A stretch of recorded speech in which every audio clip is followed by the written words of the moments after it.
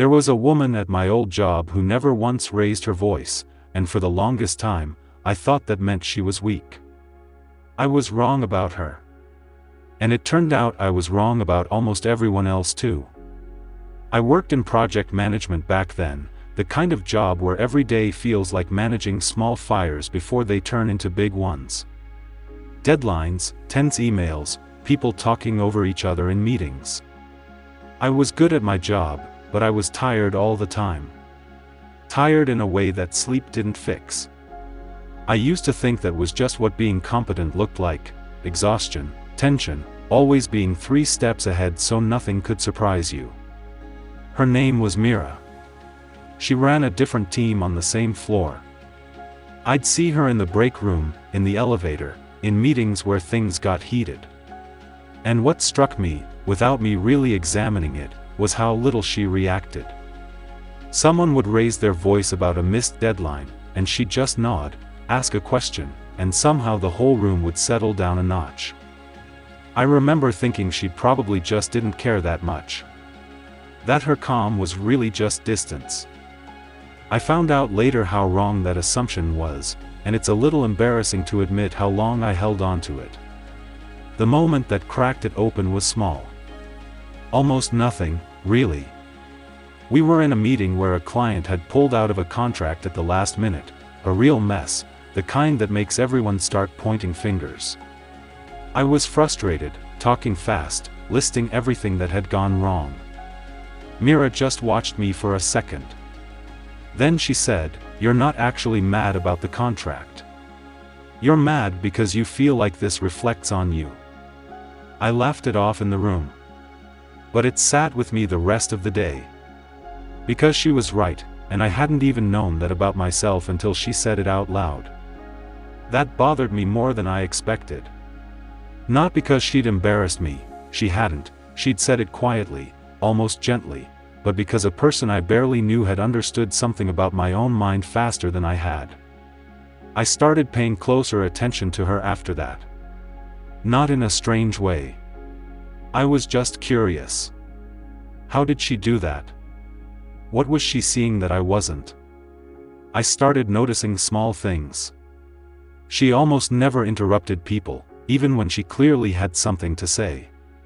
She'd let a silence sit in a conversation instead of rushing to fill it. When someone was upset, she wouldn't try to fix it right away, she'd just ask what was actually going on underneath the complaint. It was subtle, almost invisible if you weren't looking for it. Which is probably why I'd missed it for 2 years. I decided to actually study this. Not just with Mira, but with anyone I came across who seemed to have that same quality, that calm, grounded way of moving through conflict without being swallowed by it. I started with books, then podcasts, but eventually the real education came from just watching people. A mentor from a previous job. A friend's father who ran a hardware store and somehow never seemed rattled by anything. A therapist I ended up seeing for a few months, mostly out of curiosity about how she listened. What I found didn't match what I expected going in. I thought emotional intelligence would look like being agreeable, easygoing, maybe a little passive. What I actually saw was almost the opposite. These people set firmer boundaries than anyone else I knew. They said no more often, not less. They just didn't attach drama to it. There was a directness in them that had nothing to do with being harsh, and I didn't have a good word for it at first. The uncomfortable part came a few months in, when I started applying what I was noticing to myself. I began paying attention to my own reactions, the way I'd get defensive when someone questioned my work, the way I'd rehearse arguments in my head hours after a disagreement was already over. I realized most of my calm at work had actually been control. I wasn't regulated. I was suppressed. There's a difference, and I hadn't understood that until I saw what the real thing looked like next to it. I remember one night sitting in my car in the parking garage after work, not driving anywhere, just thinking about a conversation I'd had with a coworker that afternoon. He'd made an offhand comment about my presentation, nothing cruel, just a little dismissive. And I'd spent the rest of the day replaying it, building a case in my head for why he was wrong, why I was right, rehearsing what I'd say if it came up again. Sitting there in the garage, I asked myself a question I hadn't asked in a long time: why does this matter so much to me? I didn't have an answer right away. But the fact that I was asking it all felt different. Mira never seemed to ask herself that question anxiously, she seemed to ask it out of genuine interest, the way you'd ask about a puzzle. That was the shift I started noticing in the people I was studying. They weren't unaffected by things.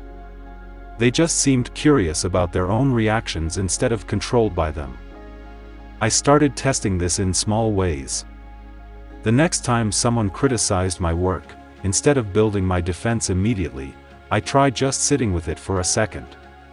Asking myself if there was something true in it before deciding how to feel. It felt unnatural at first, almost like holding my breath underwater. But something changed in those pauses. I noticed people responded differently to me.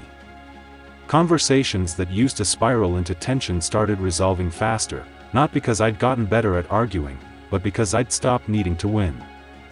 Mira and I ended up talking more over the following months, mostly by chance, mostly small conversations by the coffee machine or after meetings. I never told her I'd been studying her. That would have felt strange, maybe even a little invasive. But one day I did ask her, half joking, how she stayed so composed all the time. She looked at me for a second, like she was deciding whether to give the real answer or the polite one. She said she wasn't composed. She said she just didn't believe every thought she had the moment she had it anymore. That she used to be the most reactive person in every room she walked into, years before I knew her, and it had cost her a marriage and a friendship she still missed. She said the calm I was seeing wasn't a personality trait. It was a habit she'd built, slowly, on purpose, after losing things she didn't want to lose again. That conversation stayed with me longer than almost anything else from that year. Because it meant the thing I'd been quietly admiring in her wasn't some fixed trait she was born with. It was something she'd built out of pain, the same kind of pain I was carrying around and mistaking for personality. I think that's the part that changed me the most. Not the techniques, not the pauses before reacting, not even the reading I'd done. It was realizing that the people who seem the most emotionally steady are usually the ones who've been through the most emotional wreckage, and came out the other side deciding to do things differently. Their calm isn't the absence of feeling.